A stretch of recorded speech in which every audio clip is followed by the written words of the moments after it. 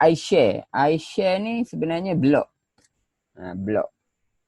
Blog. Jadi apa saja penulisan saya akan pergi ke menu iShare ni. Nama menu ni, kalau tengok kat atas ni blog sebenarnya. Blog. Kita boleh tukar, kita nak tulis apa nama ni, kita pulang. Okay, so semua penulisan saya tentang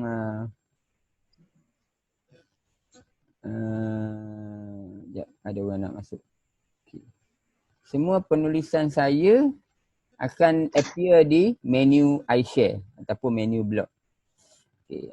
Contohnya adalah semua benda yang saya, ini semua konten tentang kelas saya, kelas di Politeknik ni.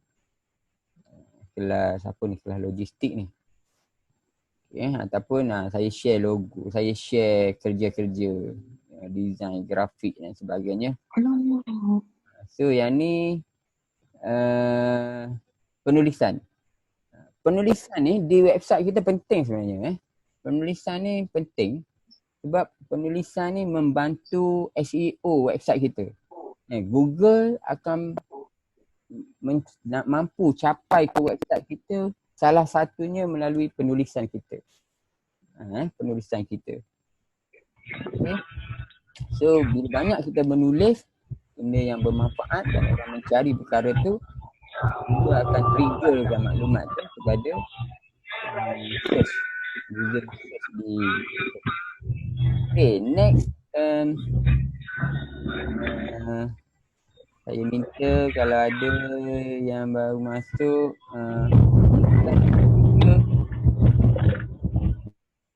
mutekan mic tu. Shima tak mute, Zatul tak mute.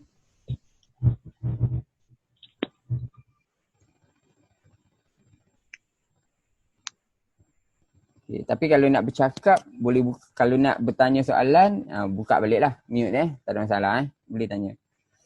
Okay. Alright. Yang selainnya, okay, ini shop, menu shop Kat shop ni saya ada letak dua. Satu shop yang saya buat sampel dalam website saya. Ni website syamhasan.com ni sebenarnya tidak menjual lagi. Saya ada website lain yang menjual. Okay, ini shop. Selepas kita dah install plugin WooCommerce, kita akan terus ada menu shop ni. Senang je. Tak payah ada coding-coding, terus disediakan oleh WordPress. Kita just klik je. Kita just masuk produk je. Contoh susunan ni akan sedikit berbeza berbanding dengan orang lain bergantung pada template yang kita pilih. Sekejap lagi saya cerita tentang template pula. Okay, contoh. Ini saya nak tunjuk contoh website dulu. Kalau ada nak tanya sila komen, sila chat dalam menu chat tu. Okay, ini shop punya page. Ini detail kepada produk. Kita boleh masukkan detail. Ni produk bisnes saya juga sebenarnya. Saya buat printing, business card dan sebagainya. Okay, dan sebagai satu contoh untuk website saya. So kat sini kita boleh masuk description, kita boleh masuk shipping, kita boleh masuk additional information, dan kita boleh set juga review kalau untuk kita benarkan orang boleh review kita punya produk dan sebagainya. Kalau kita membenarkan orang lain buat vendor, sebab website saya ni saya benarkan vendor, so ada info vendor. Maksudnya produk ni dijual oleh siapa. Vendor ni macam Shopee lah. Kat Shopee tu Shopee tak berniaga. Yang berniaga orang-orang lain, bisnes-bisnes lain. So kita panggil itu vendor. Okay, ini detail. Perkara-perkara ni ada settingnya di dalam WordPress kita. Lepas tu kita ada kat sini untuk share. Ni ada share ke Facebook, share ke Twitter, share ke email dan sebagainya. Yang ni pun ada. Function-function ni wujud dalam WordPress ni setelah kita install WooCommerce. Okay, itu cukup kat situ. Lepas tu saya buat page lain lagi. Satu lagi saya buat page untuk kelas saya. Kelas saya ni khas untuk saya mengajar je. Contoh saya tekan menu ni. Ini page yang berlainan. So akan keluarlah saya punya konten tentang import dan export. Ini menu pula ada quiz dan sebagainya. Ini saya buat kat sini. Lepas tu ada capaian lain pula. Ni bila saya klik ni dia akan pergi ke page lain pula. Page ni tentang quick note dan sebagainya. Okay, quick note ni pula saya benarkan pula member saya pula untuk post di dalam website saya ni. Di post konten ni telah dipost oleh Nazira Muhammad Latif. So itu function yang kita boleh create di dalam WordPress. Okay, ini juga ada satu menu lain tentang pengajaran saya di TOT bersama MDET. Okay. Internet agak perlahan kot. Sekejap okay, dah terputus. Okay, ada. Ni saya masukkan password. Kita function ni kita boleh letak. Untuk content setiap page tu, orang nak masuk ada password. Maksudnya kita accesskan kepada orang-orang tertentu yang ada password dengan kita. Okay, ini adalah menu membership. Ada account, dashboard dan sebagainya. Contohnya, kita boleh tengoklah account detail. Adalah kat sini. So kita boleh edit lah. Maknanya user yang daftar di website kita boleh edit password dia, boleh tengok dia pernah beli barang apa, boleh tengok kalau kita ada jual e-book dia, kita boleh tengok ni dah ada contohnya saya buat beli barang, adalah kat sini barang apa. Lepas tu download, contoh kita jual e-book, jadi orang boleh tengok user tu boleh tengok, oh dia pernah beli ni, pernah download ni dan sebagainya. Okay, right. Ini card. Selepas dah tengok produk tadi, ada menu card. Jadi detailnya kat sini dan sebagainya lah. Alright. Okay, itu contoh. Itu satu contoh di ini. Okay, satu contoh lagi saya nak tunjuk ialah ini website juga yang saya buat. Ilmi. Okay. Tuan-tuan tengok kat sini, saya punya domain ialah syamhasan.com /my. My ni adalah folder. Folder konten website saya berada dalam folder my. Ini tengok saya highlight pada alamat di atas, alamat website. Atas ni adalah syamhasan.com. Ini adalah domain. Kita panggil primary domain. Domain utama. HTTPS ni adalah secure. Kita panggil SSL. Okay. Right. Yang kat belakang ni merujuk kepada page yang saya sedang buka sekarang. Okay. Tengok pula yang ni. Yang ni adalah saya buat ilmi.sh9.co. Okay. sh9.co ni adalah main domain ataupun primary domain. Dan ilmi ini adalah subdomain. Subdomain. Sekiranya kita ada satu domain, contoh saya ada sh9.co, kita boleh create unlimited subdomain. Bergantung kepada web hosting kita lah. Sometimes web hosting dia bagi buat subdomain 5, 6 macam tu je. Tapi kalau kita pilih web hosting yang unlimited,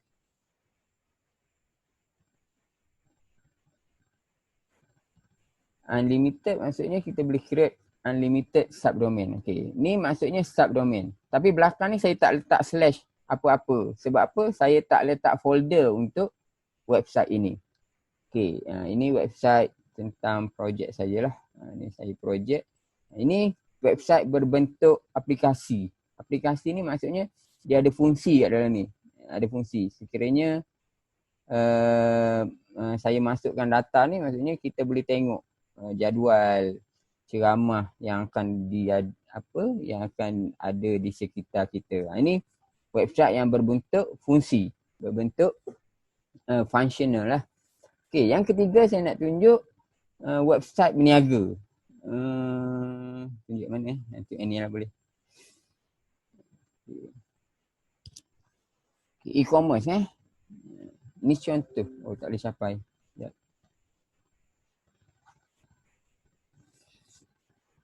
Okay.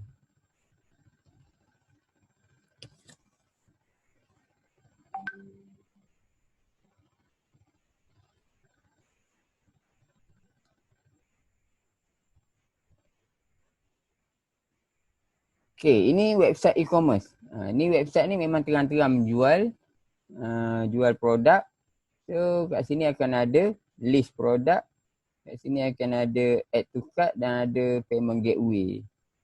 Contohnya ada order now ni. Button Ni saya nak tunjuk bezanya di antara website-website tadilah. Okay. Alright.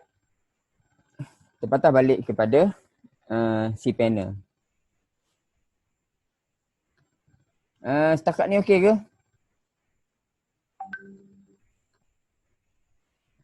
Boleh terima ke? Boleh terima. Boleh hadap ke? Boleh hadam ke? Setakat ni? Okey kan? Kalau okey kat tangan. Alright. Okay, selepas kita dah beli domain, contoh saya tunjuk direct lah. Tadi saya guna slide ni, saya tunjuk only domain tadi. Okay, selepas kita cari satu domain yang kita nak beli, contohnya kedai saya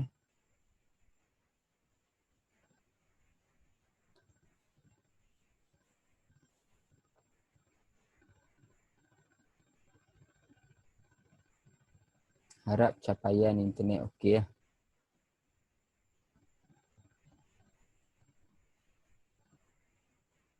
Oh, saya tak keluar yang search kedai saya ni. Tak ada ke? Oh, masih loading. Okey. Sini lah. Bila kita search tu, kalau kedai saya.com ni dah register, maksudnya dah ada orang guna, so kita tak boleh guna lagi. Kalau kita nak juga nama tu, kita pergi jumpa orang yang beli ni, offer dia saya nak beli domain tu. Tapi dalam search ni dia bagi pilihan lah. Ada kedai saya.my, .online, .co dan sebagainya. Alright. Ini harga-harga lah. Yang kedua, hosting. Okay. Hosting yang tadi saya tunjuk lah. Tadi saya tunjuk. Selepas kita dah sewa hosting dan kita dah ada domain name. Okay, saya masuk saya punya domain name ni.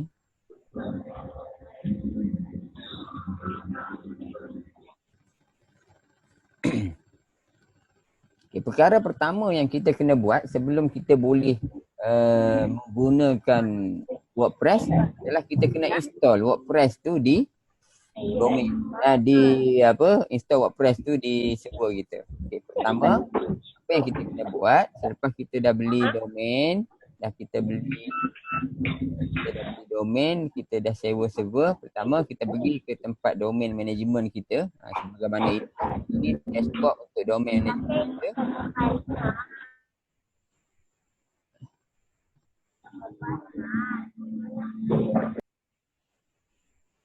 Okay. Domain management kita, kita kena set up server name. Server name untuk domain yang kita beli tadi. Yang kita beli. Okay, kat sini saya ada usahawan politeknik.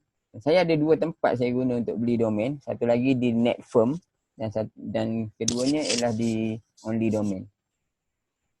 Okay. Selepas kita dah beli, kita kena pergi kat sini dan kita kena set up dia punya DNS. DNS. Ataupun kita panggil name server. Internet saya okey ke? Okey, masih okey. Okey, ini name server. Name server ni kita kena edit. Kita kena edit dan kita kena tukar. Ni tukar ni. Okey, kena tukar ni. Okey, kalau kita selepas kita beli kita kena masukkan benda ni. Saya punya server punya nama ialah aeromonsterserver.com. Jadi kita masukkanlah nama server kita tu di sini. Selepas tu kita kliklah delegate your name server. Right. Kat mana nak dapat server name? Server name yang ni akan diberikan oleh web hosting company kita. Dia akan bagi semasa kita beli tu dia dah bagi siap-siap NS1, NS2 ataupun dia guna DNS1, DNS2 ataupun pada company tu. Dia akan bagi kita dan kita pergi set up ke sini.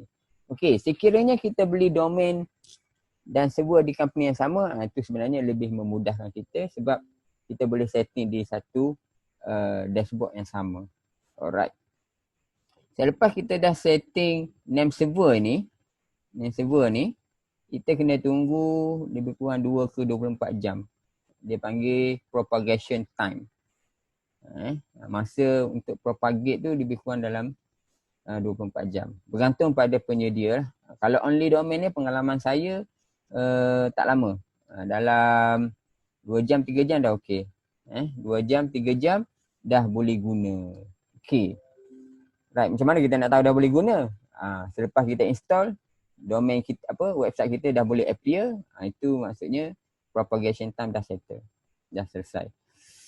Okey, lepas tu apa yang tentang domain ni? Jangan lupa tentang tarikh renewal ni.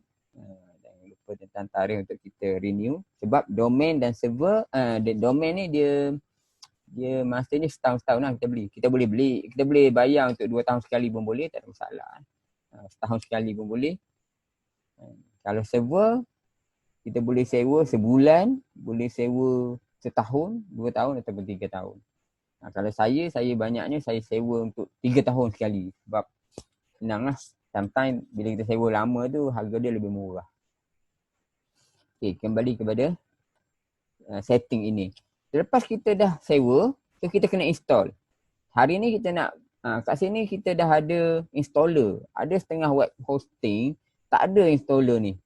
Tak ada installer. Dia ada macam ni je. Kan? Tak ada installer. Kalau tak ada installer, agak technical sikit lah untuk kita install. Sebab kita kena download dulu WordPress di mana? Boleh download kat sini. WordPress.org. Okay, kita boleh download ni Get WordPress ni. Kita boleh download WordPress percuma sahaja di sini. Yang sekarang kita guna WordPress 5.4.2. Okay, percuma je. Namun kalau kita punya server telah menyediakan Softaculous app installer ni, yang ni satu company lain yang menyediakan installer, macam-macam installer dia ada, bukan saja WordPress lah, macam-macam CMS yang ada, termasuklah Joomla dan sebagainya. So akan memudahkan kita untuk install. Apa yang perlu ialah kita klik je kat sini, kat bawah ni boleh ada Softaculous installer ni. So kita klik lah kat sini untuk install. Okay. Jadi kenapa kat sini ada A2 Optimize ni? Ni sebab web hosting ni menyediakan WordPress Optimize ni. Alright. Ini adalah step untuk kita install WordPress. Okay, kita kena set up kat sini HTTPS ataupun HTTP. Sekiranya server kita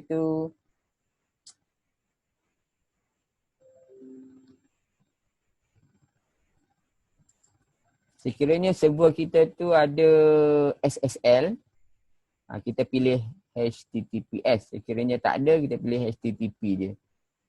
Cuma HTTP ni, sekiranya website kita HTTP sahaja, Google akan bagi warning.